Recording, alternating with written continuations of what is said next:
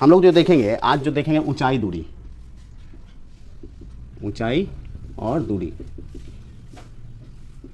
देखोगे कि हम लोग जो ऊंचाई दूरी का जो सवाल बनाएंगे उसमें क्या है कि दो बातों को ध्यान रखना है, एक उन्नयन कोण और दूसरा अवनमन कोण, ठीक ना। तो उन्नयन कोण कौन सा होता है?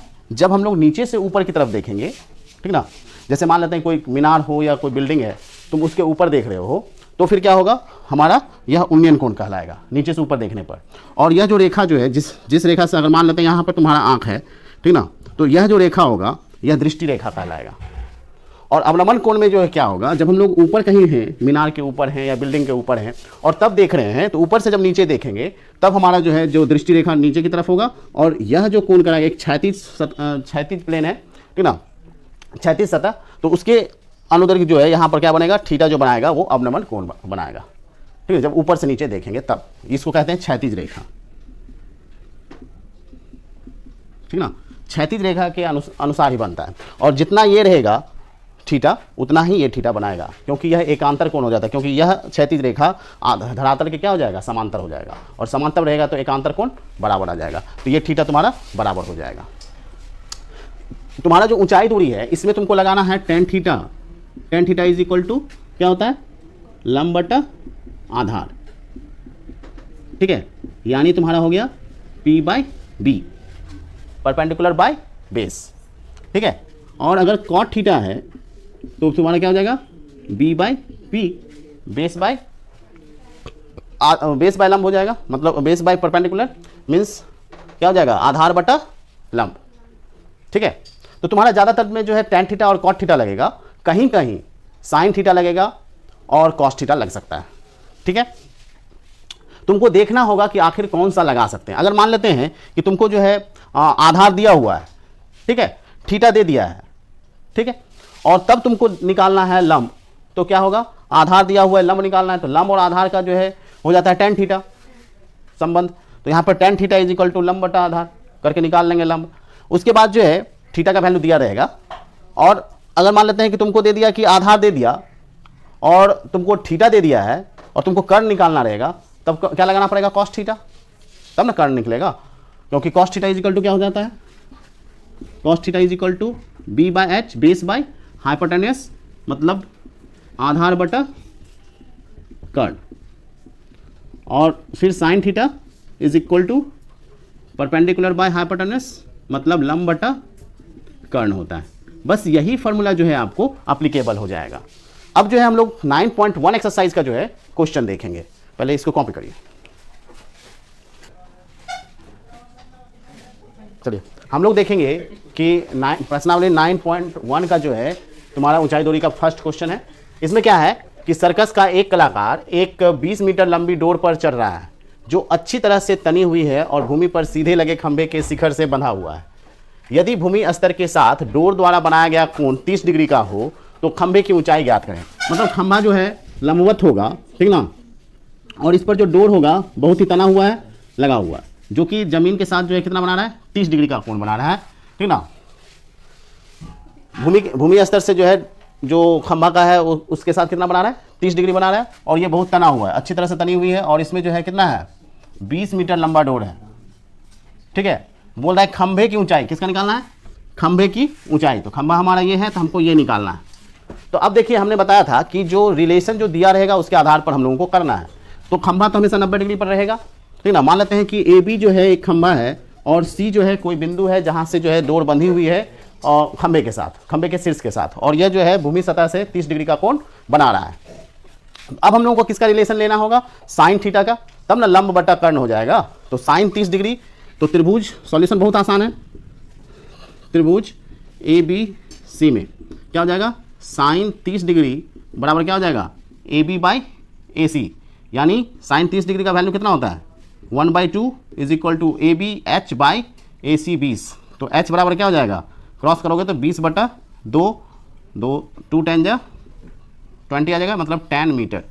तो खंभे की ऊंचाई कितनी हो जाएगी, 10 मीटर। अतः खंभे की ऊंचाई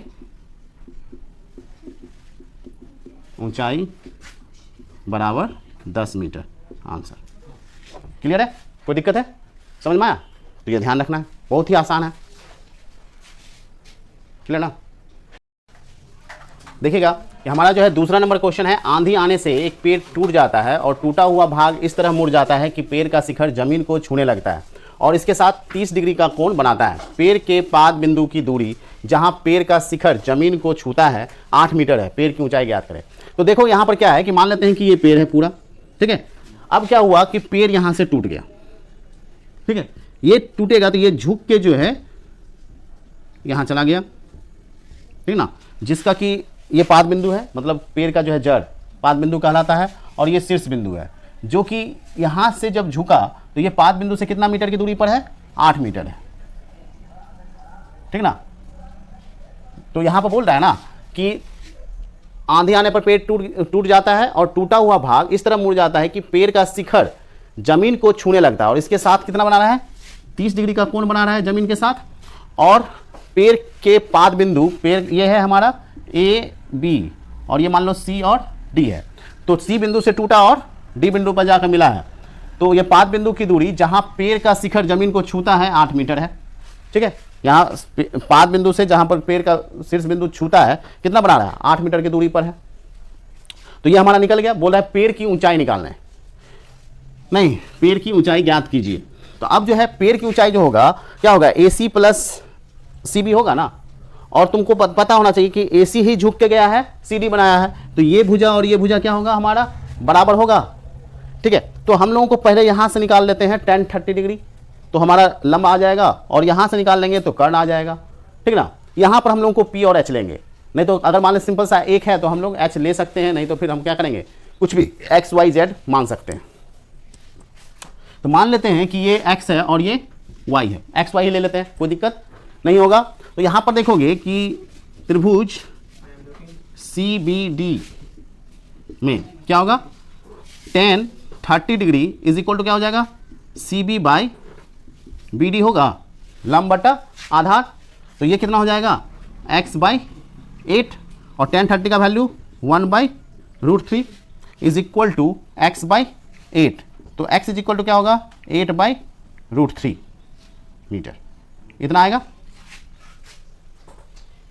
आएगा ना x का वैल्यू। अब जो देखोगे कि हम लोग देखेंगे किसका, y का वैल्यू निकालेंगे। तो अब यहां से जो है, यहां आधार दिया हुआ है और ये कर्ण है, तो हम लोग क्या लगा सकते हैं, कॉस लगा सकते हैं ना। तो cos 30 degree is equal to BD by CD यानी 8/y। तो cos 30 का वैल्यू कितना होता है, √3/2।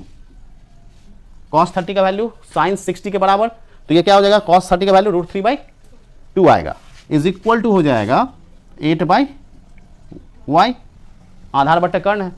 तो y इज इक्वल टू क्या हो जाएगा, y is equal to 8 into 2/√3 कितना आ जाएगा, 16/√3। तो यहां पर जो है, इसलिए पेड़ की ऊंचाई कितना आ जाएगा, इसलिए पेड़ की ऊंचाई बराबर हो जाएगा AC प्लस CB, और AC जो है तुम्हारा CD के बराबर है, यानी ये हो गया हमारा y जो हो गया AC के बराबर हो जाएगा ना। हम लोग डायरेक्ट ही लिख देते हैं, तो यहाँ y प्लस x आ जाएगा। तो y का वैल्यू आ गया हमारा 16/√3 और प्लस 8/√3। एलसीएम ले लोगे तो √3, 16 प्लस 8 कितना आ जाएगा, यहाँ कर देते हैं 24/√3 आ जाएगा AB का ऊंचाई। तो यहाँ कितना आ जाएगा, 8√3, तो 8√3 मीटर, ठीक है। इसको लिख सकते हो 8 इंटू √3 का वैल्यू 1.732 मीटर, कितना आ जाएगा, 8 2 16, 1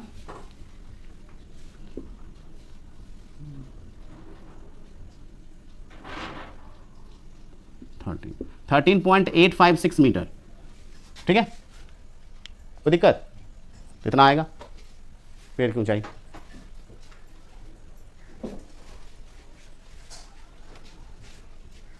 ठीक है, देख लीजिए।